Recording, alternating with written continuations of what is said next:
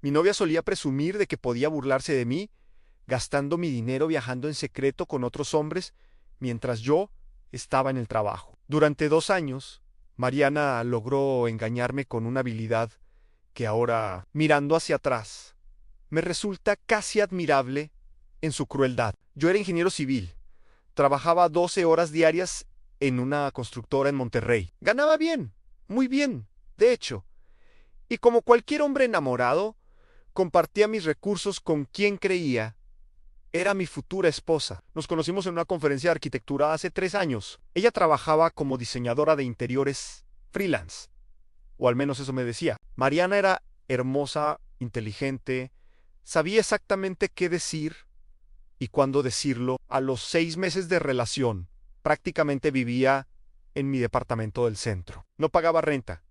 Yo cubría todos los gastos, desde el súper hasta sus caprichos, y ella contribuía con lo que llamaba su encanto y compañía. Al principio todo parecía perfecto. Mariana cocinaba ocasionalmente, mantenía el lugar ordenado y me esperaba con una sonrisa cuando llegaba exhausto del trabajo. Pero había detalles que ahora reconozco como banderas rojas gigantes ondeando frente a mis ojos ciegos. Siempre tenía excusas para no presentarme a su familia completa. Sus amigas me miraban con una mezcla de lástima y diversión que nunca supe interpretar. Y sobre todo, gastaba dinero como si los billetes se reprodujeran solos. Hace un año, Mariana empezó a hablarme sobre sus súbitas necesidades de viajar para conseguir clientes. Guadalajara para ver a un inversionista hotelero. Cancún para estudiar tendencias de diseño en resorts.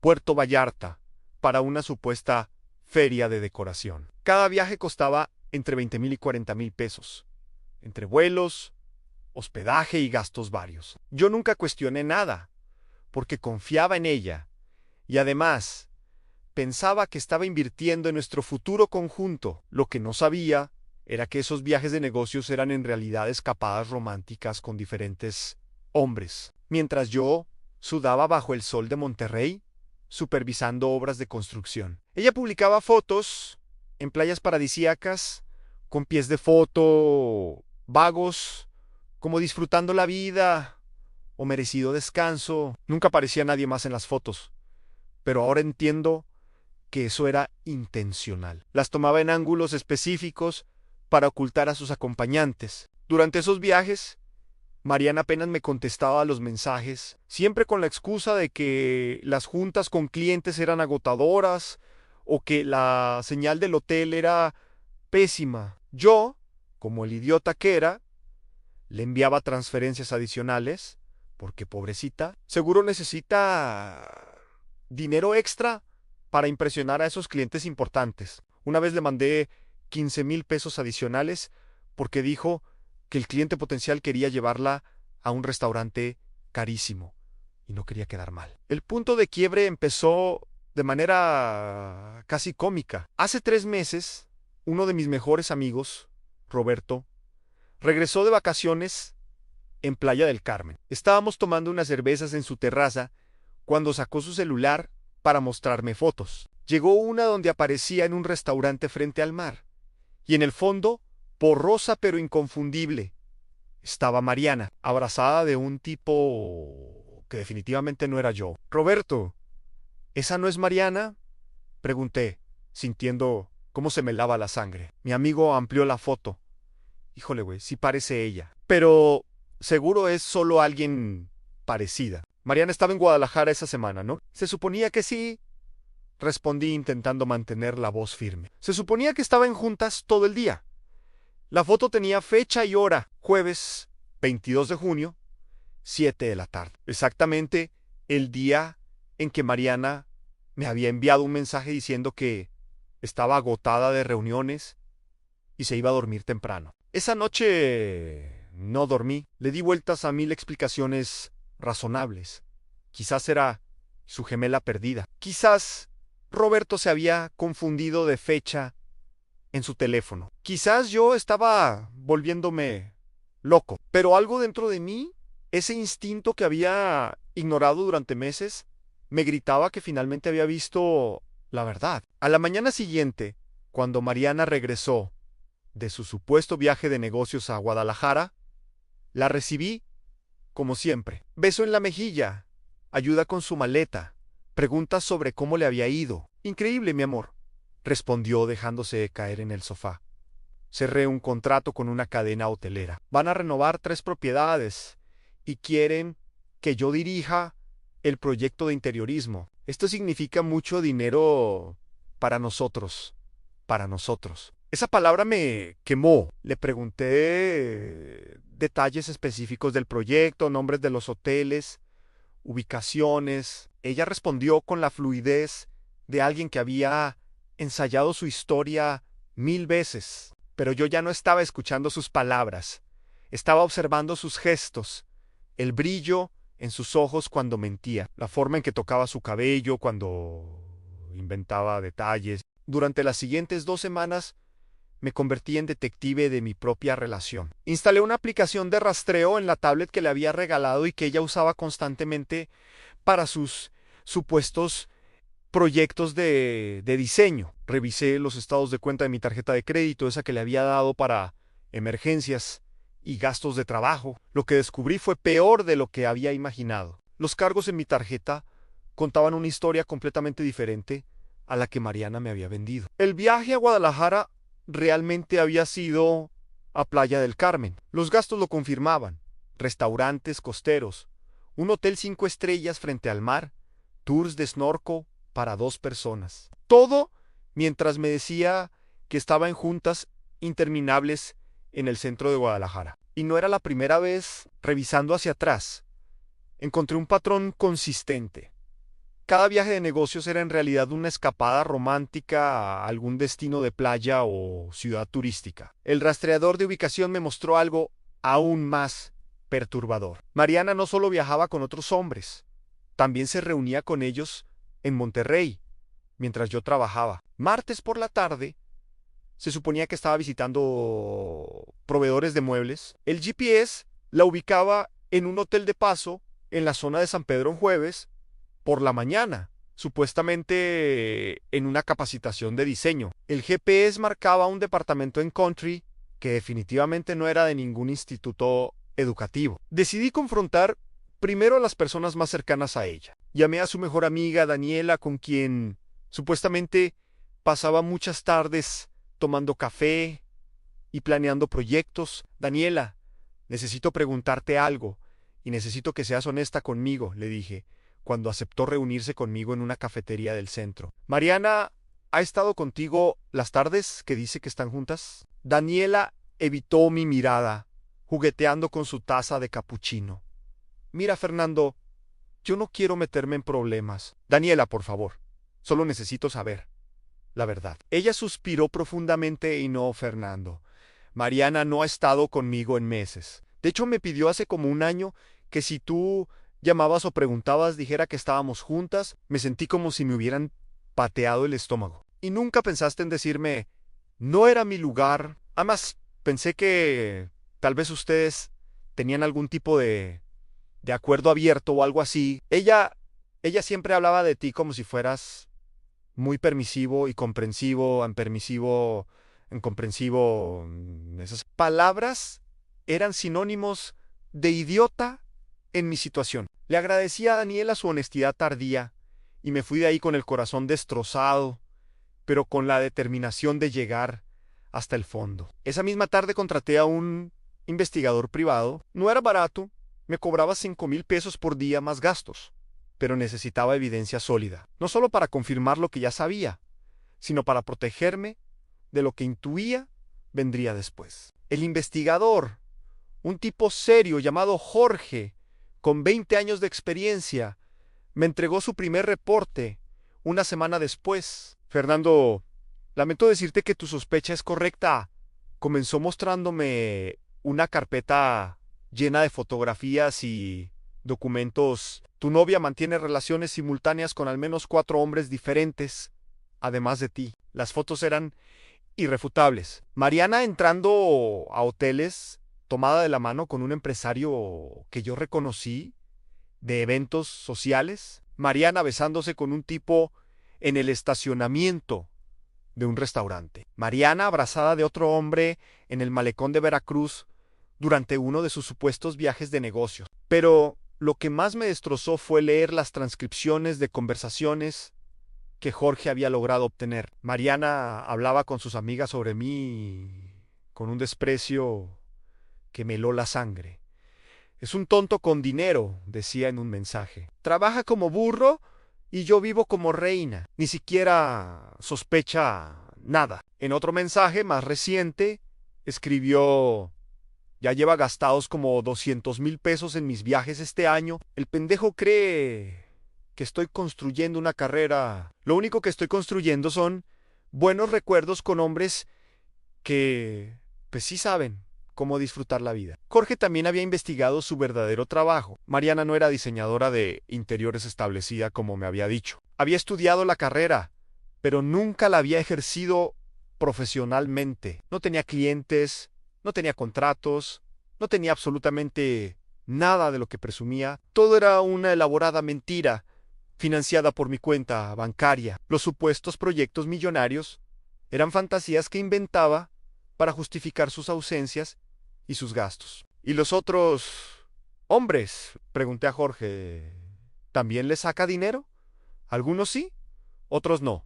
Parece que tiene un sistema. Tú eres el que financia su estilo de vida base, el departamento, la comida, los gastos diarios. Los otros son para experiencias específicas, viajes, restaurantes, caros, regalos. Es como si tuviera un portafolio diversificado de proveedores. La palabra proveedores me cayó como balde de agua fría. Eso era yo para ella, un proveedor, un cajero automático, con sentimientos que ella había aprendido a manipular perfectamente. Una de las amigas de Mariana, según reportó Jorge, le había preguntado en un audio de WhatsApp: ¿no te da culpa engañar así a Fernando? Is boom.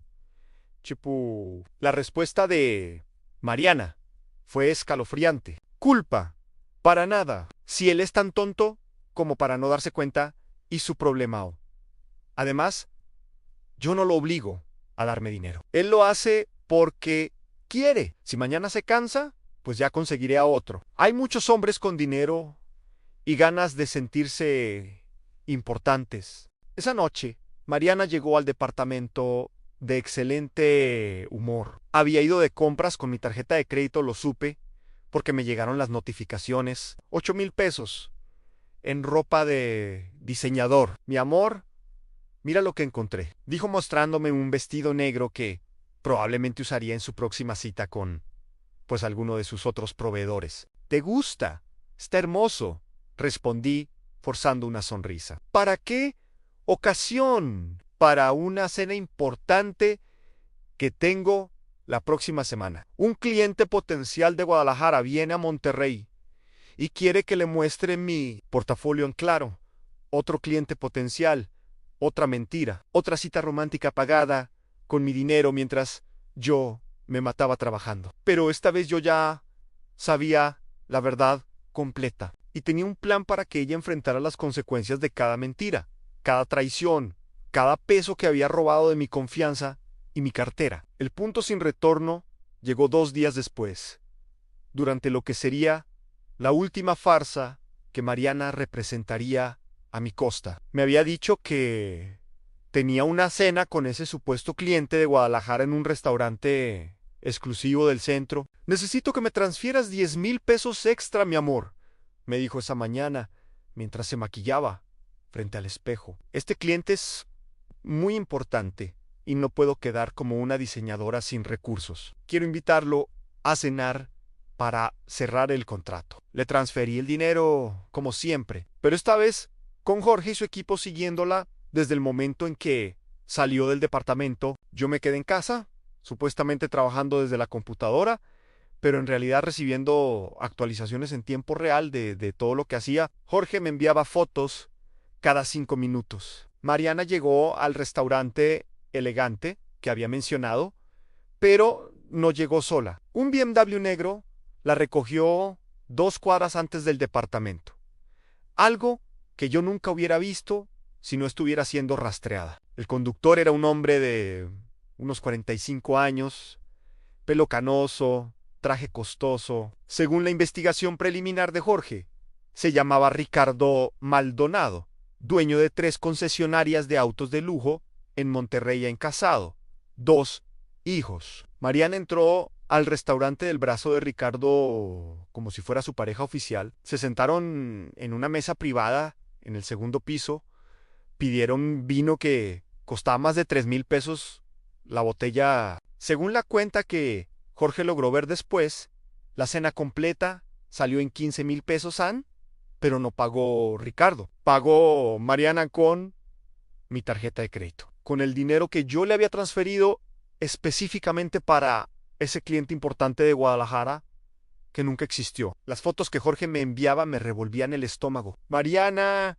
riéndose, tocándole la mano a Ricardo, besándolo por encima de la mesa, todo con mi dinero. Todo mientras yo los veía en tiempo real desde nuestro departamento, sintiéndome como el idiota más grande del mundo. Después de la cena, salieron del restaurante y se dirigieron al hotel más exclusivo de San Pedro, An Jorge. Me envió una foto de ambos entrando tomados de la mano. 30 minutos después, me llegó un mensaje de Mariana. Mi amor, la cena está siendo larga y productiva. Creo que voy a cerrar este contrato. No me esperes despierto. Llegaré tarde a cerrar el contrato. Esa era su forma de decirme que iba a dormir con otro hombre en una habitación pagada, probablemente con la tarjeta de crédito que yo le había dado para emergencias. Pero lo que Mariana no sabía era que yo había estado preparando mi propia estrategia durante las últimas 2 semanas. Había consultado con un abogado especializado en fraudes financieros y recuperación de activos. También había contactado a un consultor financiero para proteger mis cuentas y propiedades. Y lo más importante, había reunido cada pedazo de evidencia que Jorge había recopilado en una carpeta legal que podría usar si ella intentaba hacerme daño. Después de el inevitable rompimiento, esa noche no dormí. Me quedé despierto en el sofá, rodeado de fotografías de nuestra relación que ahora me parecían una burla cruel. Cada sonrisa de Mariana en esas fotos era probablemente pensando en cuánto dinero estaba sacándome. Cada te amo que me había dicho era probablemente calculado para mantenerme en su red de proveedores. A las 4 de la mañana recibí un mensaje de Jorge en ya. Salieron del hotel. Ella va en un Uber hacia tu departamento. Se está cambiando de ropa en el asiento trasero. ¿Efectivamente? Mariana llegó a las 5 de la mañana con una historia preparada. Mi amor, la cena se extendió mucho. El cliente quiso ir a un bar después para seguir platicando del proyecto y perdí la noción del tiempo. Perdón por llegar tan tarde.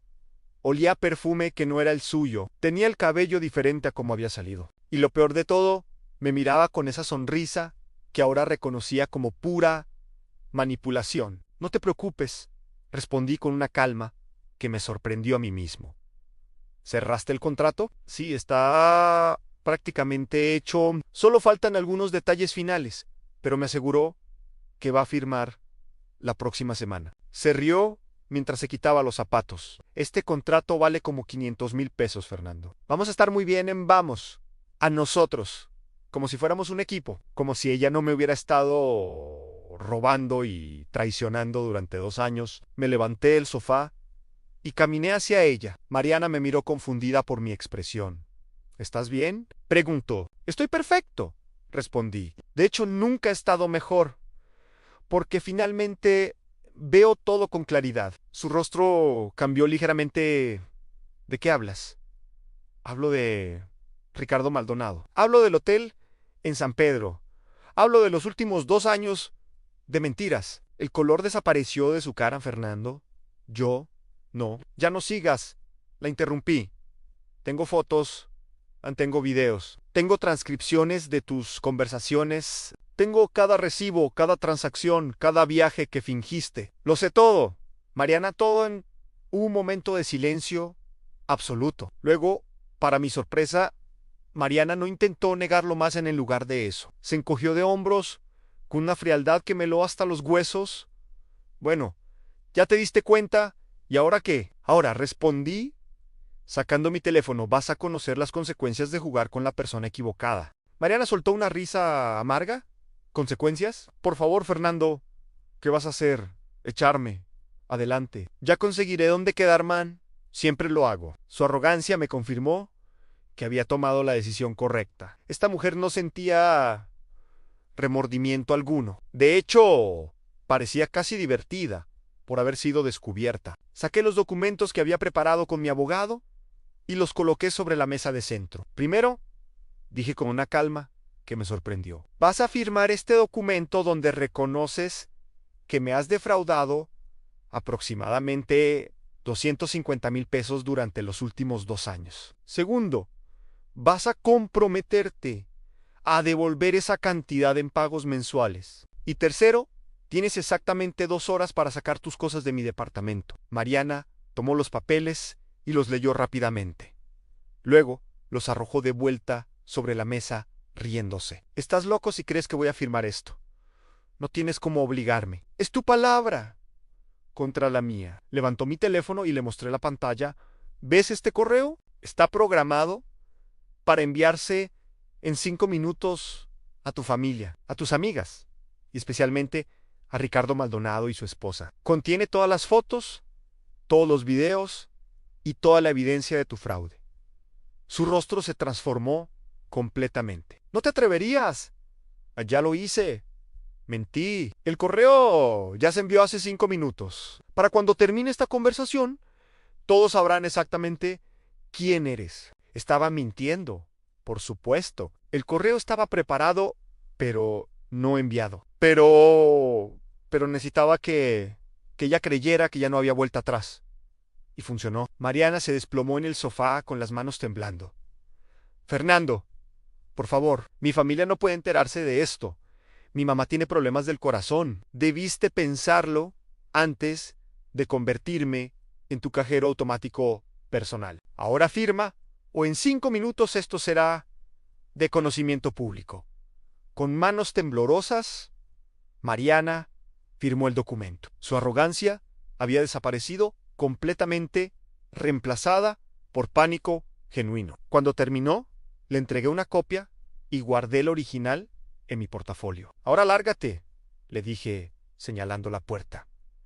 Pero, Fernandú, ¿dónde voy a ir? Es tu problema, no el mío. Tienes 2 horas. Después de eso, cambiaré las cerraduras. Mariana intentó una última manipulación. Comenzó a llorar.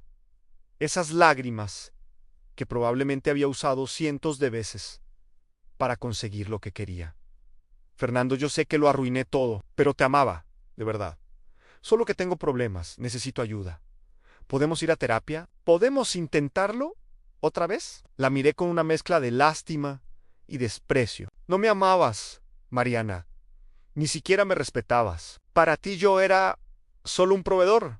Lo dijiste tú misma. Y no hay terapia que arregle 2 años de mentiras calculadas y robo. Mientras Mariana empacaba sus cosas entre sollozos que ya no me afectaban, llamé al cerrajero para que viniera a cambiar la cerradura. También bloqueé todas mis tarjetas de crédito y le quité su acceso a cualquier cuenta que compartíamos. Jorge llegó al departamento como habíamos planeado, no solo como testigo de que Mariana saliera, sino también para asegurarme que no se llevara nada que fuera mío. Efectivamente, intentó meterse en su maleta un iPad que yo le había prestado y unos lentes de sol de diseñador que había comprado con mi tarjeta. Eso se queda aquí, le dijo Jorge, sacando las cosas de su maleta. Solo puede llevarse lo que sea verificablemente suyo.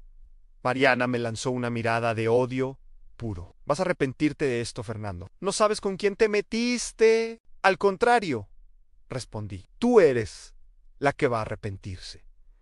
Porque esto apenas comienza. Cuando finalmente se fue, con sus 2 maletas y su orgullo destrozado, cerré la puerta y me permití respirar por primera vez en semanas. Jorge se quedó conmigo, mientras el cerrajero terminaba su trabajo. Hiciste lo correcto, me dijo, pero prepárate. Mujeres como ella no se van en silencio. Suelen intentar vengarse. Lo sé, respondí. Por eso contraté a un abogado y estoy preparado para lo que venga. No tuve que esperar mucho. 2 horas después de que Mariana se fuera, comenzaron a llegarme mensajes de números desconocidos, amenazas veladas, insultos, acusaciones de abuso. Mariana había activado su red de contactos para intentar hacerme quedar como el malo de la historia, pero yo estaba preparado. Cada mensaje amenazante lo guardaba como evidencia. Cada llamada la grababa. Cada intento de manipulación lo documentaba cuidadosamente. Al día siguiente, Mariana publicó en redes sociales una historia desgarradora sobre cómo su novio abusivo la había echado a la calle sin razón. Cómo había dedicado 2 años de su vida a construir una relación con un hombre controlador y violento que finalmente mostró su verdadera cara. Los comentarios de apoyo no se hicieron esperar en pobrecita. Eres una guerrera. Los hombres son basura. Cada comentario era una puñalada, pero yo me mantuve en silencio. Mi abogado me había aconsejado no entrar en batallas públicas, en redes sociales. Pero cuando Mariana comenzó a contactar a mis jefes en la empresa donde trabajaba con acusaciones falsas de acoso, supe que había llegado el momento de dar el siguiente paso. Llamé a mi abogado. Es hora de enviar las cartas legales a ella y a todos los que están ayudándola a difamarme. Quiero que sepan que cada mentira tiene un costo legal. El abogado sonrió del otro lado de la línea. Ya están preparadas. Las envío hoy mismo. Y Fernando, hay algo más que deberías saber. ¿Qué cosa? Ricardo Maldonado y otros 2 de sus proveedores me contactaron. Aparentemente, Mariana les hizo lo mismo que a ti. Están dispuestos a testificar y a unirse a una demanda colectiva por fraude si decides ir por ese camino. Una demanda colectiva.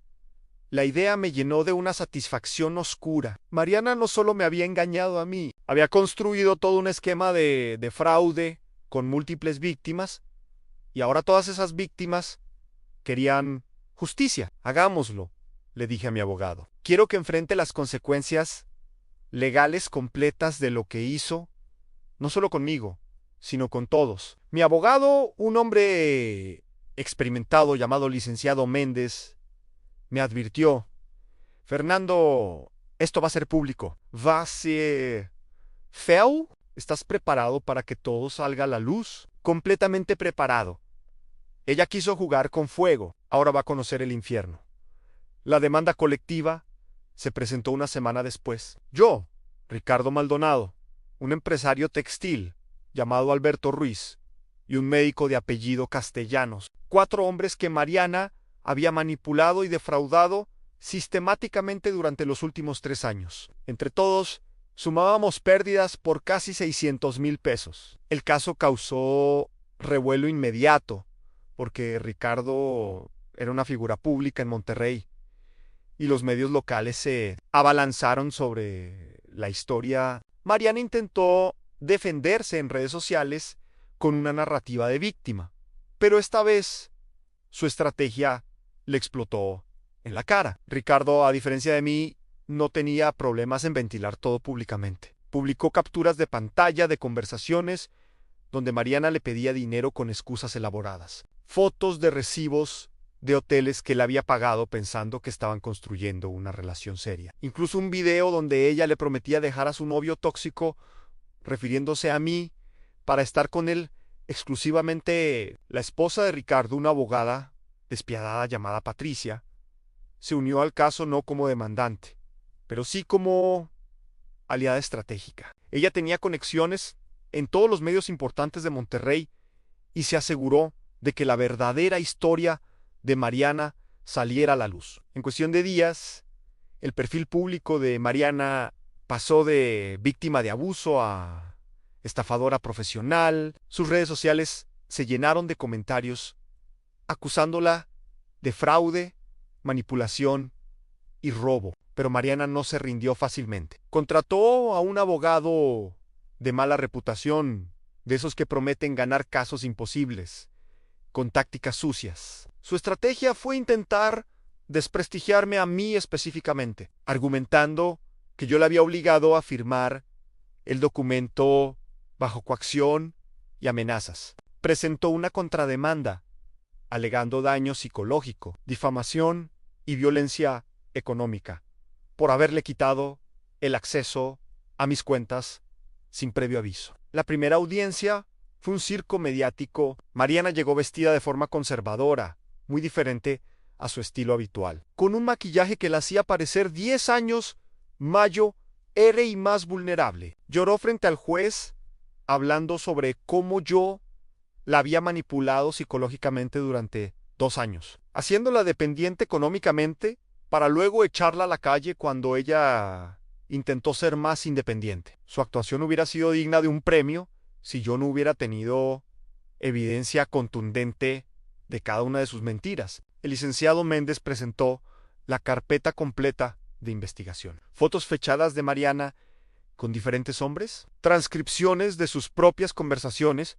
donde admitía estar engañándome, estados de cuenta bancarios que mostraban el patrón de gastos excesivos y el testimonio de Jorge, el investigador privado, quien explicó con lujo de detalle cómo Mariana operaba su esquema de fraude romántico con múltiples víctimas simultáneas. La expresión del juez mientras revisaba la evidencia fue cambiando gradualmente de neutral a visiblemente molesto. Cuando llegó a las transcripciones donde Mariana se burlaba de mí, llamándome tonto con dinero, el juez levantó la vista hacia ella con claro desagrado. Señorita, ¿estas conversaciones son suyas? El abogado de Mariana intentó objetar alegando que las transcripciones habían sido obtenidas ilegalmente. Pero el licenciado Méndez tenía todo en orden. Las conversaciones habían sido proporcionadas voluntariamente por las amigas de Mariana que estaban hartas de encubrir sus mentiras. Una de esas amigas, Daniela, incluso aceptó testificar. Sentada en el estrado, explicó cómo Mariana le había pedido repetidamente que mintiera sobre su paradero. Me decía que si Fernando llamaba, yo tenía que decir que estábamos juntas. Me mostraba fotos de sus viajes con diferentes hombres y se reía de cómo todos le creían sus historias. Una vez me dijo textualmente que Fernando era su inversión a largo plazo, el que pagaba las cuentas mientras los otros eran para divertirse. El golpe final vino cuando el licenciado Méndez presentó evidencia de que Mariana había intentado hacer lo mismo con otros 2 hombres después de que yo la corriera. En solo 3 semanas había conocido a un ingeniero en una aplicación de citas y a un contador en un gimnasio. A ambos les había contado la misma historia, que era diseñadora de interiores exitosa, buscando inversionistas para su negocio. Afortunadamente, el ingeniero la investigó en redes sociales y encontró toda la controversia. Él mismo contactó al licenciado Méndez para advertirnos que Mariana seguía operando. El juez negó la contrademanda de Mariana y ordenó que se procediera con el caso de fraude. Además, ordenó una evaluación psicológica completa de Mariana para determinar si había un patrón de comportamiento manipulador que requiriera intervención. Mariana salió de la audiencia con el rostro descompuesto, toda su actuación de víctima desmoronada frente a la evidencia irrefutable.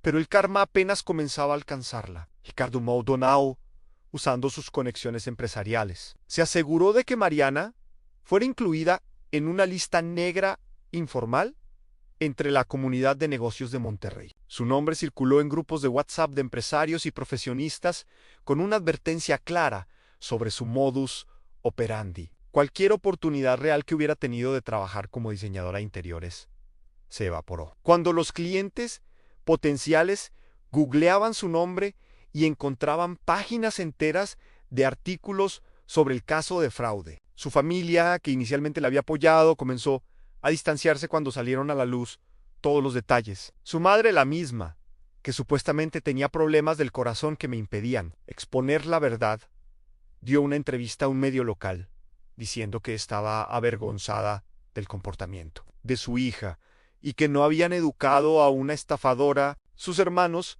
cambiaron sus perfiles de redes sociales para que no se les asociara con ella. Las amigas que habían comentado en su publicación original, apoyándola y maldiciendo a los hombres, comenzaron a borrar sus comentarios y bloquearla cuando se dieron cuenta de que habían sido manipuladas igual que nosotros. Algunas incluso me escribieron mensajes privados disculpándose por haberme juzgado sin conocer la historia completa. Una de ellas me confesó que Mariana le debía dinero de un préstamo que nunca había planeado devolver. Lo más satisfactorio llegó cuando la evaluación psicológica fue presentada en la corte. La psicóloga forense había diagnosticado a Mariana con rasgos significativos de trastorno antisocial de la personalidad y narcisismo patológico. En términos simples, carecía de empatía genuina y veía a las personas únicamente como medios para conseguir lo que quería. El reporte recomendaba terapia obligatoria como parte de cualquier sentencia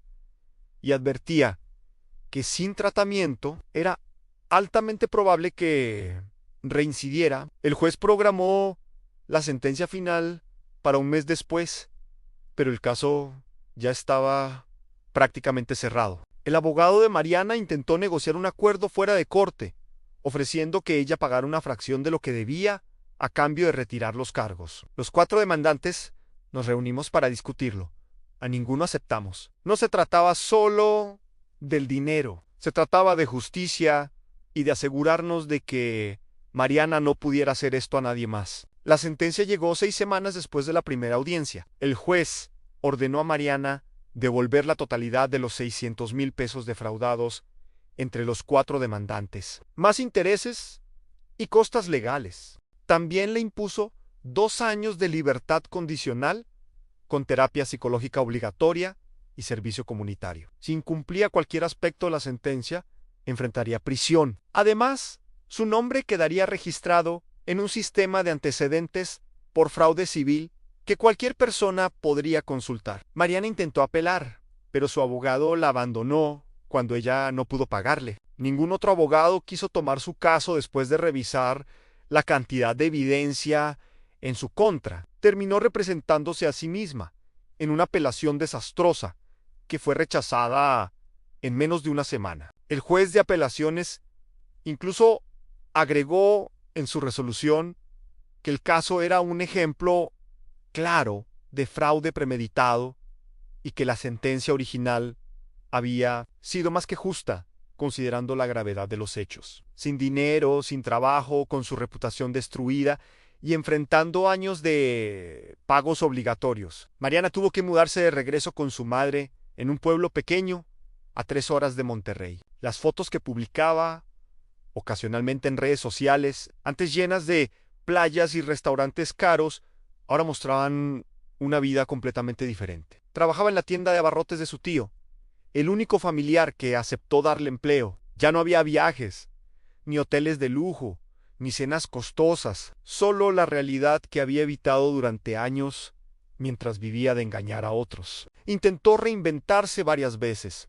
creando nuevos perfiles en redes sociales con nombres diferentes, pero cada vez alguien la reconocía y exponía su identidad real. La comunidad de Internet puede ser despiadada cuando identifica a un estafador, y Mariana se había convertido en un ejemplo viral de lo que no hacer. Su caso incluso fue discutido en podcasts sobre crimen financiero y programas de televisión sobre estafas románticas. Ricardo Maldonado usó su caso como ejemplo en charlas que comenzó a dar sobre cómo protegerse de fraudes románticos. Patricia, su esposa, escribió un artículo legal sobre el fenómeno de los estafadores sentimentales que fue publicado entre varias revistas especializadas. De alguna manera, el daño que Mariana intentó causar terminó generando conciencia que probablemente salvó a otras personas de estafadores similares. En cuanto a mí, los primeros meses después de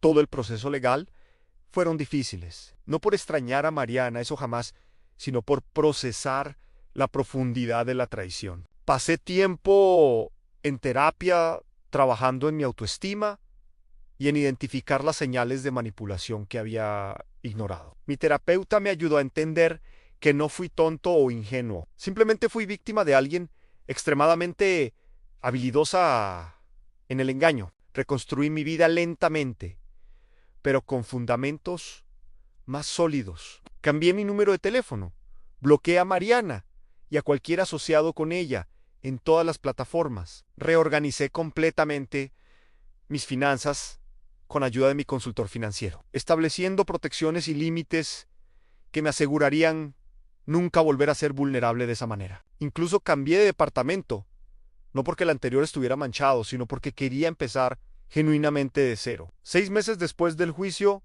conocí a Andrea en una conferencia de ingeniería en la Ciudad de México. Ella era arquitecta genuinamente exitosa en su campo, con proyectos reales y clientes verificables. Nuestra conexión fue diferente desde el inicio, basada en respeto mutuo y transparencia total. Cuando finalmente le conté sobre Mariana, Andrea me escuchó sin juzgar y luego compartió su propia historia de haber sido engañada por un exnovio. Ambos habíamos aprendido lecciones duras, pero valiosas sobre confiar, pero verificar. Un año después del desastre, con Mariana, recibí la primera transferencia de su pago obligatorio. 500 pesos era una fracción de lo que debía, pero simbolizaba algo importante. Las acciones tienen consecuencias y la justicia, aunque lenta, eventualmente llega. Doné ese dinero y cada pago subsecuente a una organización que ayudaba a víctimas de fraude. No necesitaba su dinero, pero me satisfacía saber que algo positivo salía de todo ese dolor. Jorge, el investigador privado, se convirtió en un amigo inesperado. Ocasionalmente tomábamos café y él me contaba casos similares que investigaba. Mariana no fue única, me explicó. Hay más personas operando esquemas similares de lo que la gente imagina. La diferencia es que tú tuviste los recursos y la determinación para exponer completamente su fraude. Muchas víctimas simplemente cortan la relación y pierden el dinero por vergüenza o para evitar el escándalo público. Los otros demandantes y yo mantuvimos contacto, formando un grupo de WhatsApp medio en broma llamado el Club de los Proveedores Recuperados. Ricardo ocasionalmente compartía memes sobre estafadores. Alberto publicaba artículos sobre finanzas personales y señales de alerta en relaciones. El doctor Castellanos, el más reservado, simplemente mandaba reacciones con emojis, pero había un sentido de camaradería entre nosotros. Habíamos sobrevivido a algo que pudo habernos quebrado financiera y emocionalmente. Mariana intentó contactarme una vez, casi 2 años después del juicio. Un mensaje desde un número desconocido que decía simplemente: Fernando, lo siento. Sé que no cambia nada, pero necesitaba decirlo. No respondí, no porque siguiera enojado, sino porque genuinamente ya no importaba. Ella era un capítulo cerrado en mi vida, una lección aprendida, una historia de advertencia que ocasionalmente compartía con amigos que veían señales similares en sus propias relaciones. Andrea y yo nos comprometimos 2 años después de conocernos. Ella insistió en un acuerdo prenupcial, no por desconfianza, sino por protección mutua, algo que yo aprecié profundamente después de mi experiencia. Nuestra boda fue pequeña, íntima, llena de personas que genuinamente nos amaban y apoyaban. Nada de ostentación, nada aparenta, solo autenticidad. En la recepción, Roberto, mi amigo que había tomado esa foto fatal en Playa del Carmen, dio un brindis recordando como un viaje casual había desenmascarado una mentira masiva. A veces el universo te envía señales, dijo, levantando su copa. Y Fernando tuvo la sabiduría de prestarles atención. Todos brindamos. Y yo miré a Andrea sabiendo que había encontrado algo real después de casi perder la fe completamente. La última actualización que tuve sobre Mariana fue hace 6 meses. Uno de sus antiguos conocidos publicó en redes sociales que ella seguía trabajando en el pueblo, viviendo modestamente, todavía pagando su deuda mensualmente. Algunas personas comentaron con lástima, otras con satisfacción. Yo simplemente seguí adelante, sin darle like, sin comentar, sin ninguna emoción particular. Ella ya no era parte de mi historia, excepto como el capítulo que me enseñó el valor de la autenticidad, la importancia de la verificación y el poder de enfrentar las injusticias con evidencia y determinación. Hoy tengo una relación sana, finanzas protegidas, una carrera exitosa y paz mental. Mariana tiene una deuda que tardará años en pagar, una reputación destruida y la certeza de que sus acciones finalmente la alcanzaron. A veces me preguntan si fue demasiado duro con ella, si la venganza valió la pena. Mi respuesta siempre es la misma. No fue venganza, fue justicia. Y la diferencia entre ambas es que la justicia no solo me protegió a mí, protegió a todas las futuras víctimas potenciales que ahora pueden buscar su nombre y saber exactamente con quién están tratando.